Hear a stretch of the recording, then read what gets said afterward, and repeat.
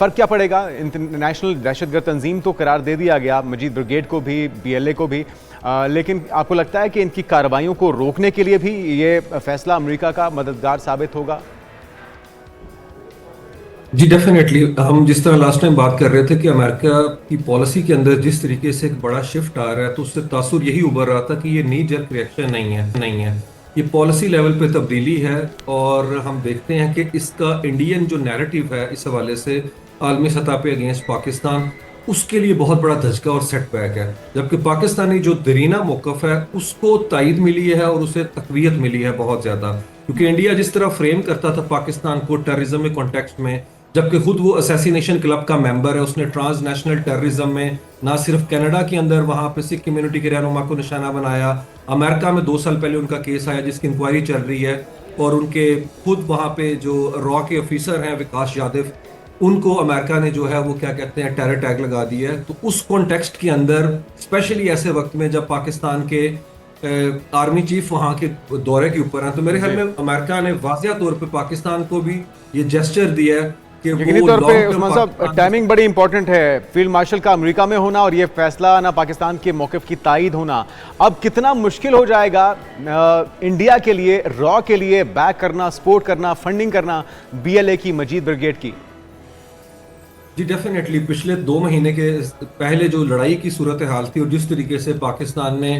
India को धूल चटाई थी, उसके बाद इंडियन साइड के ऊपर ये नैरेटिव सामने आ रहा था कि अब वो कोवर्ट ऑपरेशन करेंगे, ब्लीड करेंगे पाकिस्तान को, जिस तरीके से वो माजी का एक पैटर्न है 2016 जब से कुलभूषण यादव को पकड़ा गया था। और इन प्रोस्क्राइब्ड ऑर्गेनाइजेशन को ना सिर्फ वो वेपन वहां पे प्रोवाइड करते हैं,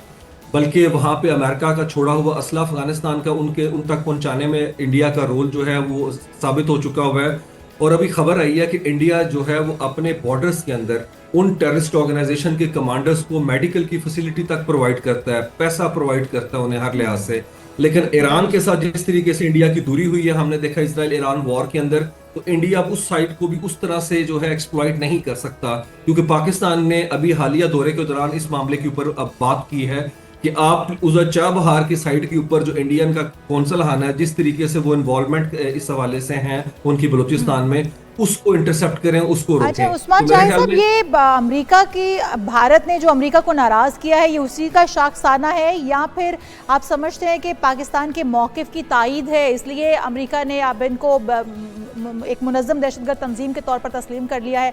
वाकई में हमारे मौक़िफ़ की तायद ही है? जी डेफिनेटली हमारे मौक़िफ़ के, हमारे नैरेटिव की तायद है। और नो डाउट एक तीर से उन्होंने 2 शिकार किए हैं डोनाल्ड ट्रंप ने, और इंडिया को भी बहुत बड़ा डेंट डाला है। यहाँ पे नाजरीन को ये बताना ज़रूरी है कि जो special designated global terrorist list थी 2019 में, जिसके अंदर BLA का नाम आया, और अभी मजीद ब्रिगेड को जो उन्होंने फॉरेन टेररिस्ट ऑर्गेनाइजेशन डिक्लेयर किया है, उनके इमिग्रेशन और नेशनैलिटी एक्ट के तहत वो ऑर्गेनाइजेशन को इस लिस्ट में डाला जाता है जो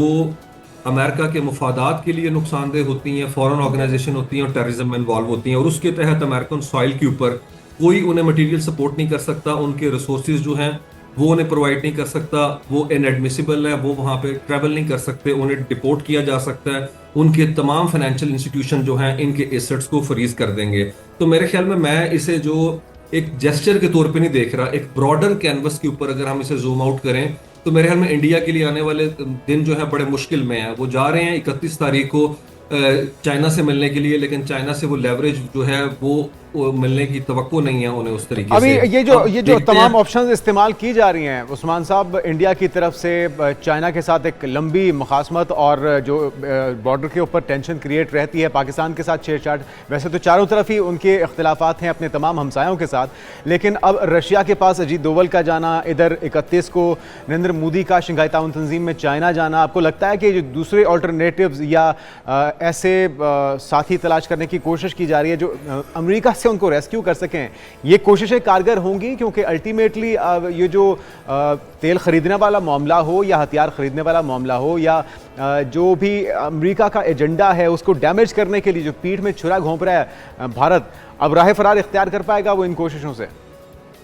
जी मेरे ख्याल में वो राह फरार इस वक्त इख्तियार कर रहे हैं, वो बड़े पेचोताब कर रहे हैं, लेकिन उनके पास बड़ी लिमिटेड ग्राउंड है मनूवर करने के लिए। अभी कल ही उनके मिनिस्टर ने कहा कि 55% हमारी जो अपना प्रोडक्ट्स हैं वो अमेरिकन टैरिफ के नीचे आ गई हुई हैं। और वहाँ पे खलबली मच गई है। वहाँ पे जो इक्तिसादी इदारे हैं और वहाँ पे जितने ज्यादा ये बड़े बड़े टाइकॉन हैं, वो कह रहे हैं कि इनकी पुअर फॉरेन पॉलिसी की वजह से हम आज उस जगह के ऊपर आ गए हुए हैं कि हमारी जो जीडीपी की पेस थी, जिस लेवल के ऊपर हम जा रहे थे, दुनिया की तीसरी चौथी मईशत बनने का दावा कर रहे थे, वो बुरी तरीके से जो है उसको डेंट पड़ा है और उसको अंदर रखना डाल दिया। तो जो मोदी की 13 साल की ये पॉलिसी थी, फॉरेन पॉलिसी, जिसके अंदर उसने एक ठग मेंटेलिटी के साथ दुनिया के अंदर पाकिस्तान को पोर्ट्रे किया, हमारे सॉफ्ट इमेज को डैमेज किया, आज उनके खुद के जो असासे हैं वो वहां पे डैमेज हुए पड़े हैं। उनके लोकल जो पॉलिटिशियंस हैं, लोकल जो ट्रेडर्स हैं, वो मोदी को टारगेट कर रहे हैं बिल्कुल कि सही। 2013 से लेके आप 12 साल तक अपना बिला शिरकत गहरे इससे हुकूमत किया यकीनी आपने। तौर पर तो बहुत ही धचका पहुंचेगा। दहशतगर्दों की जो माली लॉजिस्टिक सपोर्ट की जा रही थी भारत की जानिब से,